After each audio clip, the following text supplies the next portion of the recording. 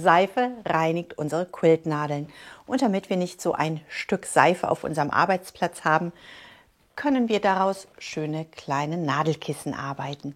Wenn ihr diese kleinen Nadelkissen jetzt gerne mit mir gemeinsam nähen möchtet, dann ladet einfach unter dem Video diese Datei herunter, denn mit dieser Datei fangen wir jetzt gleich an. Herzlich willkommen bei Needle Engine. Mein Name ist Elke und wir legen los.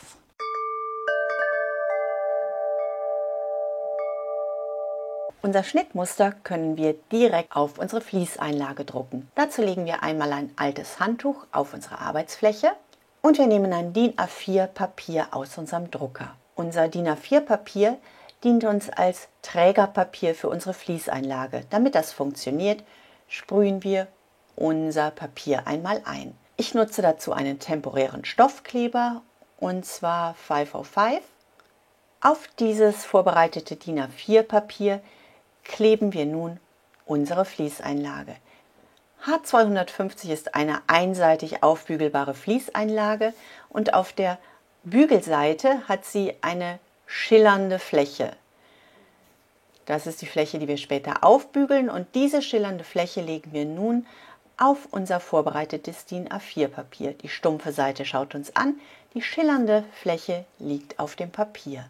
Und das Ganze streichen wir gut glatt. Wir kontrollieren, dass wir keine Falten mit einsetzen. Wir möchten ein ganz glatt ausgelegtes Stück Fließeinlage haben. Das Ganze ziehen wir einmal von unserem klebenden Handtuch und wir schneiden unsere Fließeinlage auf ein DIN A4 Format zurück. So schaut das aus und das nehmen wir mit zum Drucker. Wir legen unser vorbereitetes DIN A4 Fließeinlagenpapier in unseren Drucker und nun drucken wir unser kleines Schnittmuster direkt auf die Fließeinlage. Und so schaut das Ganze aus. Wir drehen einmal unser Schnittmuster mit der Trägerpapierseite nach oben und wir entfernen unser selbstgemachtes Trägerpapier vom Vlies. Ganz vorsichtig, an manchen Stellen hängt das ein bisschen fest. Wir legen die matte Fließseite nach oben und nun sehen wir zwei Rechtecke. Die äußere Linie ist unsere Stoffgröße, die innere Linie ist unsere Nahtlinie. Dazwischen ist die Nahtzugabe. Und wir schneiden unser Vlies einmal großzügig mit einem zusätzlichen Stück Rand mit dem Rollschneider zu.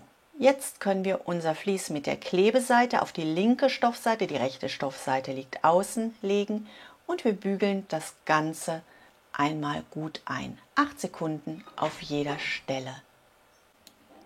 Bügelt die äußeren Linien sehr gut fest.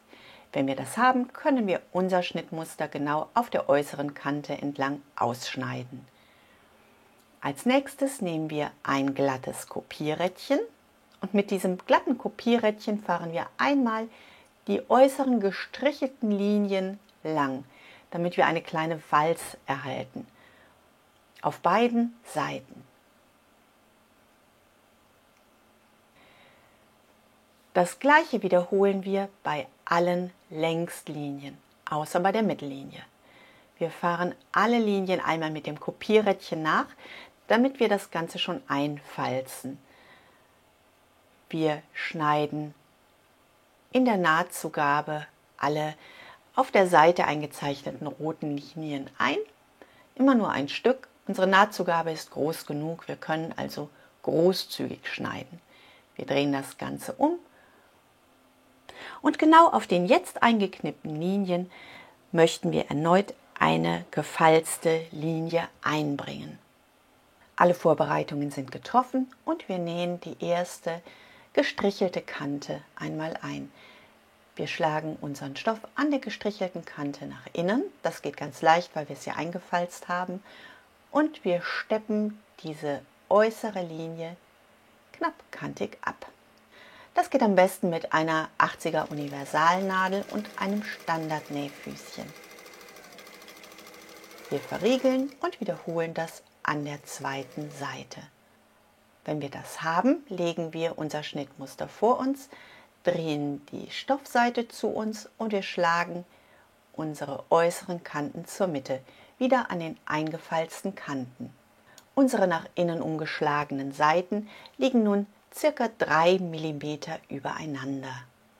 Wir schlagen die Außenseiten zueinander, die rechte Stoffseite liegt innen und unsere Außenkanten legen wir ganz genau übereinander und nähen die ein Stück weit zu.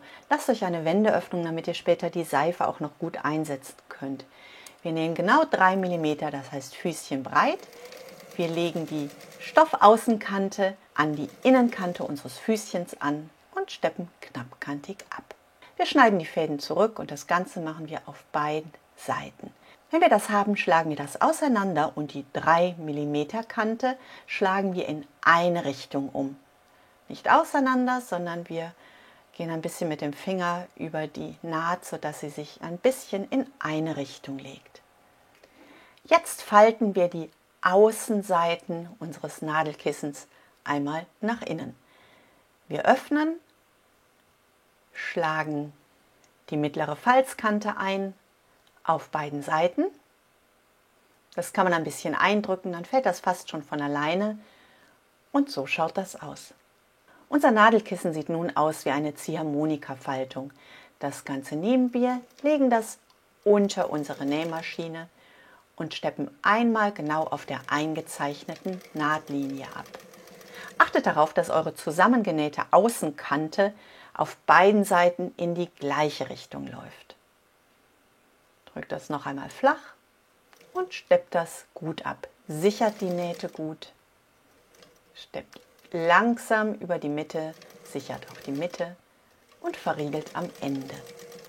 Wir haben in der Mitte so eine eingefaltete mittlere Faltung und die schneiden wir einmal bis zur Naht ein, sodass wir die Nahtzugabe in 2 Richtungen falten können.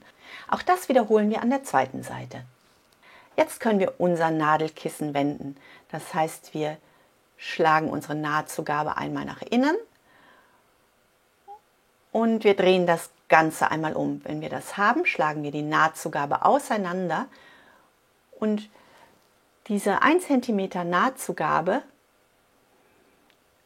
schieben wir nun genau in die Außenkante und über diese 1 cm Nahtzugabe falten wir unsere 4 Ecken.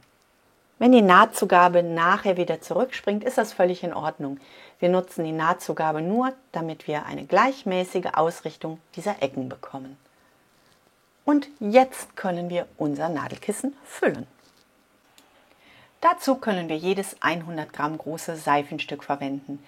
Achtet darauf, dass die Form der Seife die Form des Nadelkissens beeinflusst. Die kurvigen Seifenformen ergeben auch eine leicht handschmeichlerische Seifennadelkissenform. Wir schneiden ein Stück Füllung, in meinem Beispiel Thermolam, auf die Nadelkissenbreite zurecht, falten das einmal doppelt und legen das auf den Boden unserer Seifennadelkissenhülle. Hey! Wir nehmen die Seife, legen sie mit der Wölbung zu uns und schieben sie einmal in unser Nadelkissen hinein. Je nachdem, wie groß ihr die Öffnung gelassen habt und welche Seifenform ihr gewählt habt, geht das besser oder ein bisschen schwieriger. Wir passen das Ganze ein wenig an. Es muss nicht richtig fest in der Hülle hängen. Die Seife, die ich gewählt habe, hat so einen Hohlkörper und da lege ich nochmal ein zusammengelegtes Stück Thermolan hinein. Und abschließend lege ich noch ein Thermolamstück oben auf, damit das Ganze gut gefüllt ist. Wenn ich das habe, schaut das Ganze schon nach Nadelkissen aus.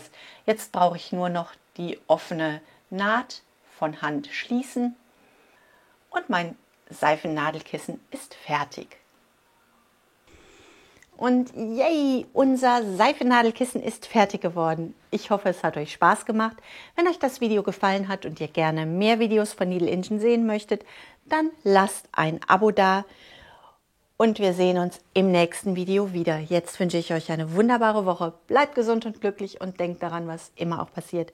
Einfach weiter quilten und patchen und nähen und viel Vergnügen. Tschüss!